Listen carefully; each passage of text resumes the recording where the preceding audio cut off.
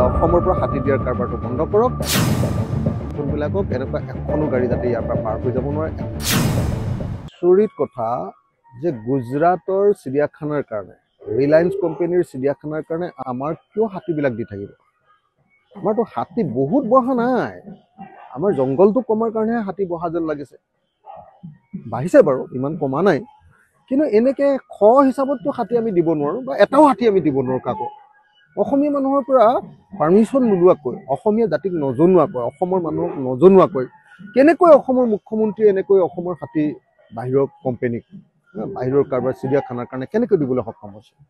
এইটো নহ'ব দেই অসমৰ মুখ্যমন্ত্ৰীক আমি দাবী উত্থাপন কৰিছোঁ যে অসমৰ পৰা হাতী দিয়াৰ কাৰবাৰটো বন্ধ কৰক আৰু এই কাৰবাৰটো চলি থাকিলে অসমীয়া মানুহে প্ৰতিবাদ সাব্যস্ত কৰিবই লাগিব এইটো কেতিয়াও মানি লোৱা নহ'ব অসমৰ মুখ্যমন্ত্ৰীক মই পোনপটীয়াকৈ আহ্বান জনাইছোঁ যাতে এইটো ব্যৱস্থা কৰা হয় জীৱন খননৰ অনুমোদন দিয়া হৈছে গুজৰাটৰ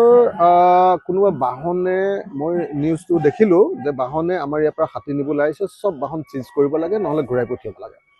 এখন বাহনতো এটা হাতী নুঠাবৰ কাৰণে আৰু যদি উঠাই অসমৰ সকলো জাতীয় সংগঠনে তাৰ বিৰুদ্ধে জঁপিয়াই পৰিবৰ কাৰণে জাতীয় সংগঠনবিলাকে এনেই গুৰু গাড়ীত হৈ থাকিলেতো নহ'ব ন হয়নে নহয় কওক তো তেওঁলোকে এই আচল বস্তুটোহে ধৰিব লাগিব আমি যেতিয়া জাতীয় সংগঠনত আছিলোঁ তেতিয়াতো এটা কামতো আমি কেতিয়াও কম্প্ৰমাইজ কৰা নাছিলোঁ অসমৰ পক্ষত এতিয়া আমি বিধায়ক গতিকে চব কথাত আমি জঁপিয়াই পৰিলে দেখিবলৈ বেয়া লাগে